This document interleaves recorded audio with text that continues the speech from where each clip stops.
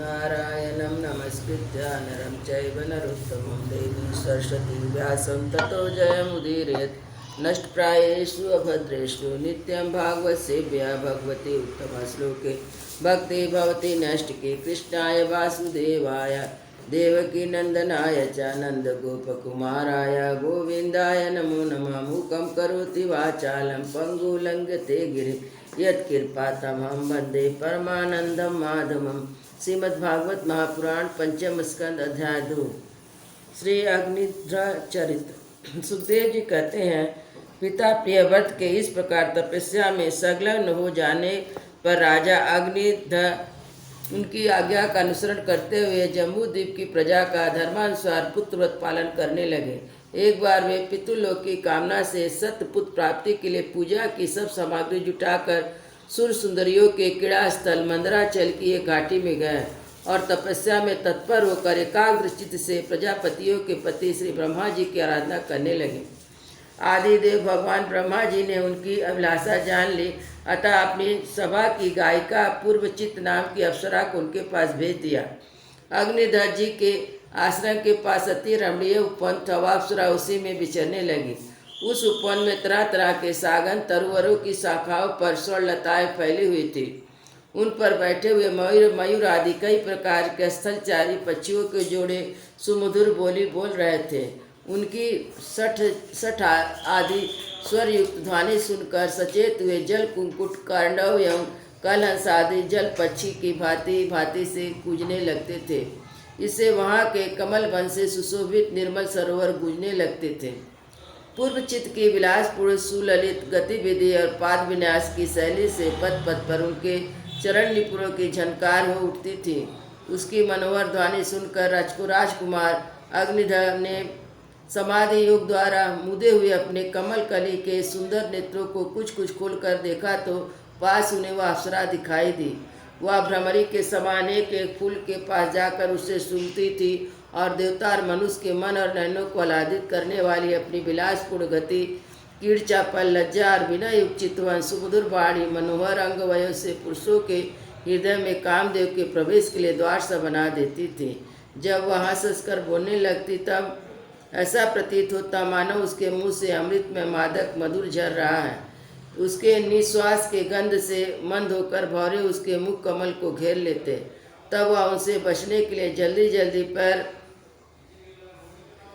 उठाकर चलती तो उसके कुचक कलश, बेड़ी और करधनी हिलने से बड़ी सुहावने लगते। यह सब देखने से भगवान कामदेव को अग्निध्र के हृदय में प्रवेश करने का अवसर मिल गया और उसके अधीन होकर उसे प्रसन्न करने के लिए पागल की बात इस प्रकार कहने लगे, मुनिवर तुम कौन हो? इस पर्वत पर तुम क्या करना चाहते हो? तुम परम पुरुष से नारायण की कोई माया तो नहीं हो? भयों की ओर संकेत कर सके तुमने ये बिना डोरी के 2 धनुष क्यों धारण कर रखे हैं? क्या इनसे तुम्हारा कोई अपना प्रयोजन है? था इस संसार अरण्य में मुझ जैसे मतवाले मृगों का शिकार करना चाहते हो? कटाक्ष को लच करके ये तुम्हारे 2 बाण बड़े सुंदर और पहने हैं। इनके कमल दल के समान पंख है, देखने में बड़े शांत और पंखहीन है। यहाँ वन में विचरते हो तुम इन्हें किस प्रकार छोड़ना चाहते हो? यहाँ तुम्हारा कोई सामना करने वाला नहीं दिखाई देता। तुम्हारा प्रकार हम जैसे जड़ बुद्धियों के लिए कल्याणकारी हो।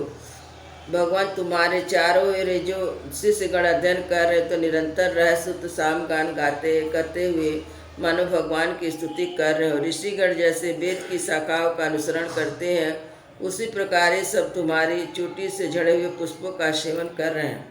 नुपुर शब्द की ओर संकेत करके ब्रह्मन तुमने चरण रूपी पिंजड़ों में जो तीतर बंद है उसका शब्द सुनाई देता परंतु रूप देखने में नहीं आता। तुम्हारे निम्न तमों पर कदम कुसुम की आभा कहाँ से आ गई? इनके ऊपर से अंगारों का मंडल सा दिखाई देता, किंतु तुम्हारा वलकल वस्त्र कहाँ है? कुमकुम मंडित कुचों की ओर लच करके द्विजवर तुम्हारे इन दोनों सुंदर सिंगों में क्या भरा है? अवश्य तुझसे बड़े अमूल रत्न भरे से तुम्हारा मध्य भाग इतना कृष्ण होने पर भी तुम इसका बोझ ढो रहे। यहाँ जाकर तो मेरी दृष्टि भी मानो अटक गई है। और सुबह की सिंगों पर तुमने यह लाल लाल लेप सा क्या लगा रखा है? इसकी गंध से तो मेरा सारा आश्रम महक उठा है। मित्रवर, मुझे तुम अपना देश दिखा दो, जहाँ के निवासी अपने वक्षस्थल पर ऐसी अद्भुत हव्य धारण करते हैं जिन्होंने हमारे जैसे प्राणियों के चित्तों को क्षुब्ध कर दिया, तथा मुख में विचित्र हाव भाव, सरस भाषण और अधरा अमृत जैसे अनूठी वस्तुएं रखते हैं। प्रियवर, तुम्हारा भोजन क्या है? किसके खाने से तुम्हारे मुख में हवन सामग्री से सुगंध फैल रही है? मालूम होता तुम कोई विष्णु भगवान की कला ही हो, इसलिए तुम्हारे कानों में कभी पलक न मारने वाले मकर के आकार के 2 कुंडल हैं। तुम्हारा मुख एक सुंदर सरोवर के समान है, उसमें तुम्हारे चंचल नेत्र भय से कांपती हुई 2 मछलियों के समान है, दंत पक्षी हंसों के समान है, घुघराले अलकावली भौरों के समान शोभायमान है। तुम जब अपने कर कमलों से थपकी मारकर इस गेंद को उछालती हो तो यह दिशा विदिशाओं में जाती हुई मेरे नेत्र को तो चंचल कर देती है, साथ ही मेरे मन को भी खलबली पैदा कर देती है। तुम्हारा बाका जटा जुटकुल गया है, तुम इसे संभालते नहीं। अरे यह धूर्तवाही कैसा दुष्ट है जो बार बार तुम्हारे नीवी वस्त्र को छुड़ा देता है। तपोवन तपस्वियों के तप को भ्रष्ट करने वाला अनूप रूप तुमने किस तप के का प्रभाव से पाया है? मित्र, आओ कुछ दिन मेरे साथ रहकर तपस्या करो, अतः कहीं विश्व विस्तार की इच्छा से ब्रह्मा जी ने ही तुम्हें मुझ पर कृपा नहीं की है। सचमुच तुम ब्रह्मा जी के ही प्यारी देन हो, अब मैं तुम्हें छोड़ नहीं सकता। तुम्हें तो मेरे मन और नैन ऐसे उलझ गए हैं कि अन्य जाना ही नहीं चाहते। तुम्हारे सिंगों वाली तो सुंदर सिंगों वाले तुम्हारा जहाँ मन हो मुझे वहीं ले चलो, मैं तुम्हारा अनुचर हूँ। तुम्हारी ये मंगलमय सखिया भी हमारे साथ ही रहे।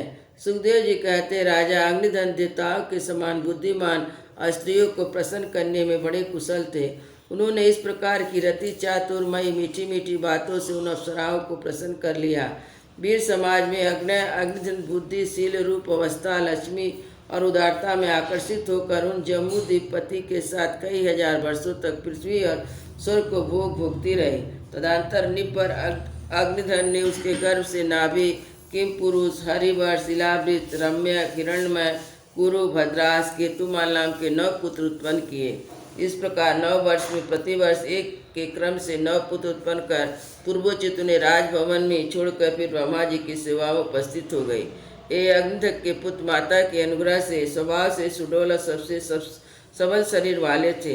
अग्निधन ने जम्बूद्वीप के विवाह करके उन्हीं के समान 9 वर्ष नाम वाले 9 वर्ष भूखंड बनाए, उन्हें एक एक पुत्र को सौंप दिया।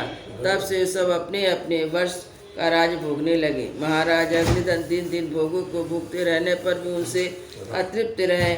वे सब अप्सराओं को ही परम पुरुषार्थ समझते थे, इसलिए उन्होंने वैदिक कर्मों द्वारा उसी लोक को प्राप्त किया जहाँ पितृगण अपने सुकृत के अनुसार तरह तरह के भोगों में मस्त रहते हैं।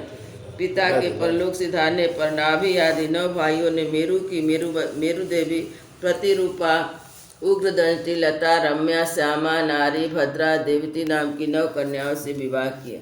वृंदावन बिहारी लाल की जय। जय श्री राम लला की।